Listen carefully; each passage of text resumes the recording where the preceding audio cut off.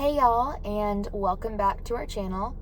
If you are new here, my name is Emily and I make recovery videos for severe anxiety, lots of physical symptoms, panic disorder, agoraphobia, DPDR, and all that super fun stuff. So the video that I want to make today is extremely important, and the reason that I have not made it yet is because I did not make this concept up. So first and foremost, I want to give credit to Sean Kassem because he's the one that coined this term and made this up, and this is a huge tool in my personal recovery. So what this is called the FiveFs.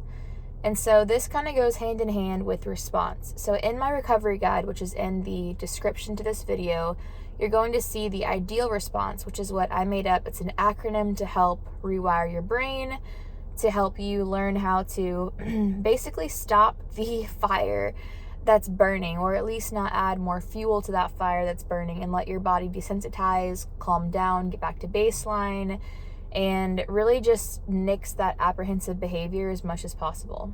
So that's ideal. Now, 5Fs are another acronym, and basically ideal is meant to, so say you're having, I'll give you the example of a panic attack, but this also applies to any physical symptom, setback, thought, even the stuff like the hopelessness, the am I ever going to recover? What if this is something else? What if I have this worse than everybody else? What if this is not anxiety? All that kind of stuff. Ideal applies to all of that. So say that you're having a panic attack. At this point, your adrenaline is already rising. We have that adrenaline dump with a panic attack. So we're going to have those initial feelings. We're going to have definitely all of that, impending doom, whatever you get when you have a panic attack, personally, right? For me, it was the doom, it was the vision, it was feeling like I was going crazy, it was heart rate, all that kind of stuff, dizziness, lightheadedness. So when you have those symptoms, it can be really hard at first to do ideal, by the way, which if you're trying this, because you feel like you can't even think straight, but I can guarantee you that you can do it. It just takes some practice. So when you start feeling that feeling, you go through ideal, identify, okay, I'm feeling super derealized, I'm feeling dizzy, I feel like I'm gonna faint, my heart's racing, I'm sweating, impending doom. Okay, designate, this is adrenaline. It's just adrenaline. Adrenaline is finite, it's not gonna last forever, and I am safe. Okay. E, embrace. Me using this response is me recovering. There's nothing that I need to do here. These feelings are not dangerous. These feelings can stay as long as they want. I don't need to fight against them. They are what they are. And then basically AL is move on. Address the task at hand, live your life. So if you are driving, if you're at the grocery store, it's like, okay, what is my role? My role is a shopper, and I need to go get lettuce. I'm gonna go get lettuce. Okay, these feelings can be here. I'm okay. And basically what that response does is it shows your body, that you are safe, even though it's sending you these signals that there's a lion that's coming to eat you immediately. You have to show yourself there's no lion, I'm in the grocery store and I'm okay, So it's really hard, but that is response. Now 5Fs are basically the anti-response, the things that you don't want to do. And for me, I found myself using the response a lot, especially like when symptoms were really high. So like when I was having panic, when I was, I would say for the most part, it was that like really severe like panic is when I was using ideal the most. But the 5F concept came into play when I was just having those chronic symptoms, when I would get sucked into thinking that I was never going to recover, that I was stuck this way for the rest of my life, that I was never going to be able to take my kids out again, that I was never going to, just the dark tunnel that goes down into, is when I would say, okay, am I 5Fing? And so 5Fs stand for fighting, fixing, fearing, frustration, and focus.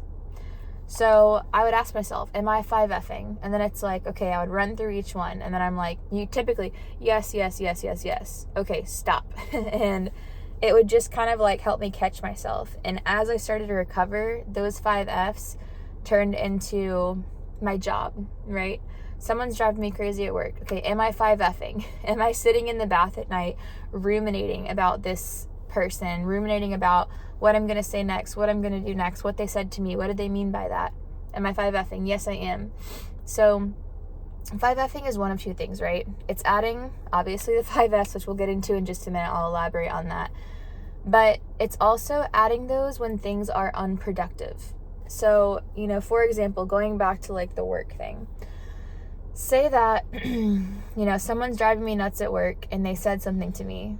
Okay, well, if there's nothing that I can do at that point, then me thinking about it is unproductive. If there's something that needs to be done, then I can allow myself to think about it, come up with my plan, and then move forward with that plan when the time comes. But in the meantime, don't think about it. Taking this to like anxiety, you know, say that I was really bad about 5Fing like medications, to be honest. So say that I would start a new medication. I would go to my doctor. He would be like, this is going to work. None of them work, by the way, for me. But say he was like, this is going to work. 6 to 8 weeks, right? And so then I'm like, okay, wonderful. What should I have done at that point if I had decided to take the medicine? Is take it and move on. And when the thought comes to my mind of, is this the medicine? Is this the anxiety? Is it making it worse? Is it making it better? Why isn't it working? Is use ideal and catch myself 5Fing. But when it came to that, what I would typically do is I would get the medicine prescription. I would be like, okay, I'm going to take it. Then I would get home. Then I would go on Reddit. Then I would look at reviews. Then I would decide that it was going to kill me. Then I would eventually take it, and then I would wonder if I was having a reaction, and then 2 weeks later I would wonder if it was making me worse, and then I would wonder how I even felt before I took the medicine. And then now we can see like we're getting ourselves back into that cycle. So I would say like 5Fing can be really anything, and especially like as you recover, that's one of the most important, probably the most important trait to take with you, because you're not going to be having, especially as you get way farther into your recovery journey, you're not going to be having these chronic anxiety and stress symptoms because your body will get back to a lower baseline. But what we don't want to do is slowly get your body back up to the danger zone where you're now having symptoms, panic, all that kind of stuff again. So 5Fing applies to all of your life. I have several little children, so it applies to that. It applies to when I walk into the living room and there's sand or marker or whatever it is all over the house, right? What do I want to do? I want to freak out, you know? But instead I'm like, okay, it already happened. What am I going to do? What's the punishment? Okay, we're going to take this away. All right, I don't need to yell. I don't need to freak out. I don't need to get my blood pressure all the way up here. It is what it is. It already happened. I'm not going to stress myself out about it. And so it's definitely like a whole new like personality, I would say, that I've developed since recovering, which has been very, very, very beneficial to me. So taking it back a notch, 5Fs. Let's start with the first one. So let's start with fearing, actually. Fearing is really important. So fearing. When you are having, this applies to the initial fear of panic and stuff like that. It also applies to the fear of never recovering, the fear of being stuck this way forever, the fear of XYZ, the fear of going crazy, right? So the first fear, as Claire Weeks calls it in her book, Hope and Help for Your Nerves, which is a really good book, is going to be natural. You can't change first fear. That is the result of adrenaline, you know? It's just that initial feeling that's inside your body. You're never going to change it until you recover, essentially, right? That's okay. Adding fear, or second fear, which is what kind of falls into the 5Fs, is going to be like, for example, you get hit with the thought of like that sinking feeling of I'm never going to recover. What if this just gets worse and worse and I can't handle it? Okay. Then you go to ideal. That's like the next best scenario to not 5F. 5Fing looks like, oh my God, what if I really don't? You know, I was listening to this girl on some Facebook forum that said she's been this way for 45 years. And then she went to a mental hospital and she's been there for 5 years. And then, you know, I used to have a version of anxiety in the past and it was never this bad. And now it's so bad, I'm not going to be able to get out of this one. Is this one different? Why can't I get out of this one? Why can't I get out of that one? Now we're 5Fing, right? So that's fear. So fearing, fighting would basically be fighting against it. So like when these symptoms arise, whether it's just the chronic symptoms, like I'm talking the 24/7 stuff that you start to like really focus on, which I'll bring into in a minute. Or it's, again, panic's a really easy example. I'm not saying that you have to have panic to apply this to you at all, because my panic went away pretty soon compared to all my chronic stuff, but it's a really easy example to use. So fighting when you have panic would look like maybe even ignoring, right? Like where it's like sweep it under the rug, pretend it's not there, like this can't happen. Fighting is tensing your body is a really practical way to fight. And so when I would experience that, I would notice like my my shoulders were up at my ears. And so I would like, oh, okay, it's okay. I'm fine. I don't need to be up here. So fighting it can look like tension. Fighting it can look like trying to kind of like make it go away, make sure it doesn't happen, right? Which is impossible, by the way.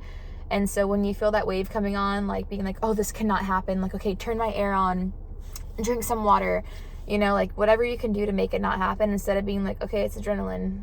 Hit me with your best shot. I'm good. I can drive. I can shop. I can do whatever I'm doing because this is not dangerous. Like, that's the difference there. So fearing, fighting, fixing, really hand in hand, I see fixing too on a bigger scale, where it's like looking for, like for me, it was looking for the next doctor, always looking for a medication, always looking for a doctor, always looking for like the next cure, chiropractor, naturopath, Mayo Clinic, literally, I mean, everything that I could do, the long COVID stuff, supplements, like literally anything that I could do to fix it, I was trying to do. And I even fooled myself, I would say, like towards the end of recovery, where I was kind of like, oh, I'm not fixing it, like I'm recovering, my primary goal is to use response and all that, but like I'm just kind of like doing this on the side, like I'm not focusing too much on it, but I'm like kind of fixing it. And it just always led me down the wrong path, so I'm not saying, if you have a real problem, like for example, I had very low iron throughout all this. What do you do for that? You get an iron infusion, like if it was as low as mine was.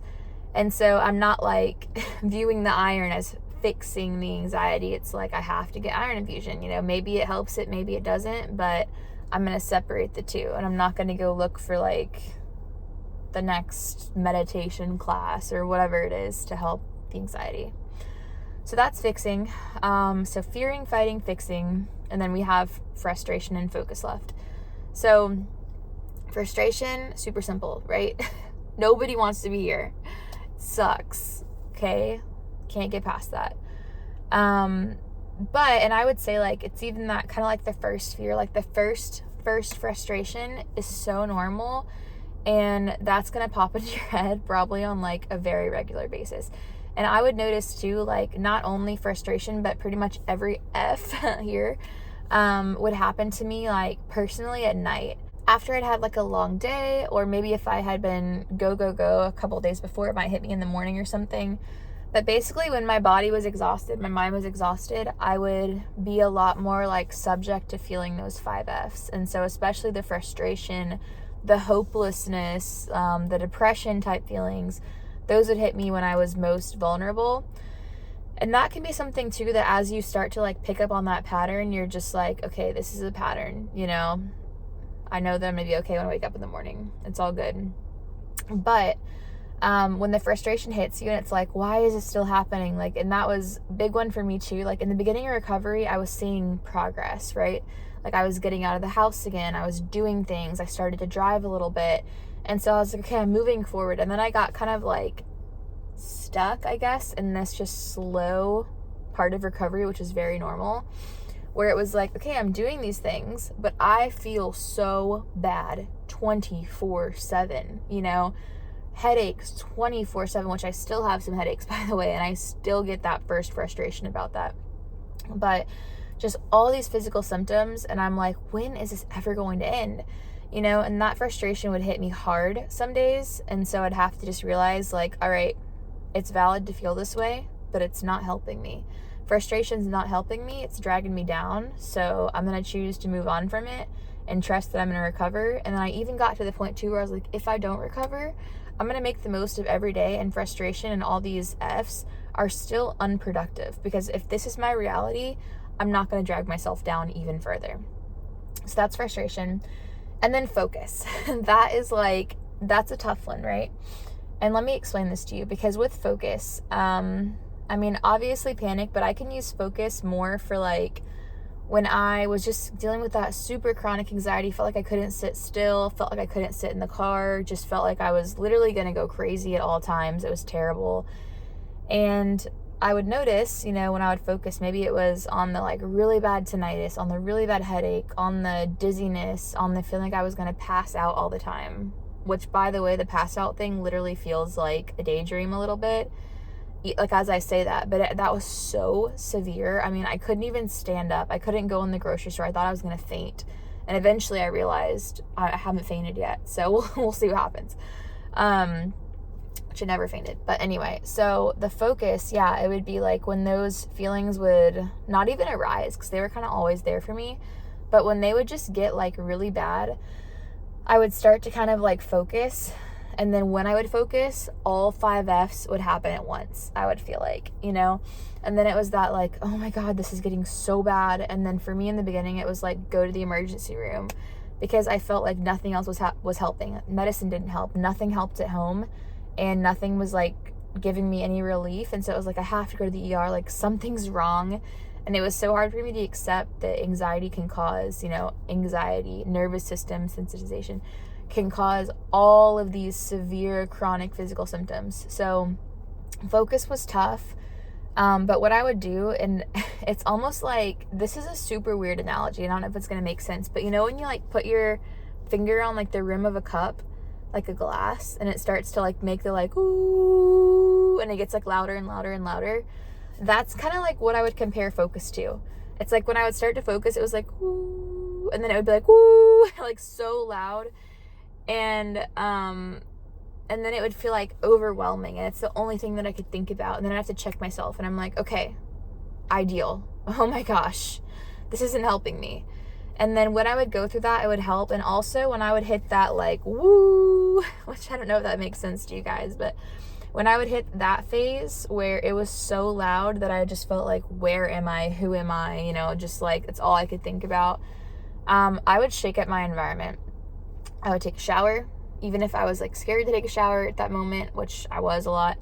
I would go outside. I would just like switch things up for a minute and give myself a new perspective. And then I could look at it with like a little bit of like clear glasses on, I guess you can say. And then I was like, okay, I'm not gonna die. This isn't going to like consume me, you know, I'm okay. So that's the 5Fs. I hope that this video helped. Again, credit goes to Sean Cassim on this one. Thank you, Sean, for all the help personally. And yeah, keep this in mind, right? And this is not just for that initial recovery, because remember, recovery is definitely not get rid of the symptoms and get back to normal living. And why is that? Because normal living is what got us into this in the first place. And so that can be, I mean, for the most part, for me, it was overdoing it, like mentally, physically, all that kind of stuff. It can be different for different people, but you definitely have to be able to like nail the 5Fs and not 5F very much if you want to stay recovered. I can say that so confidently. And I would notice too, like with my setbacks, I would ask myself, am I 5Fing? If the answer is no, then it was just my body getting back to baseline and there was no real rhyme or reason. But a lot of times I was, you know, especially towards the end. So anyway, hope this helps. Subscribe to my channel if you have not already. Join my Facebook group in the description to this video, and stay connected.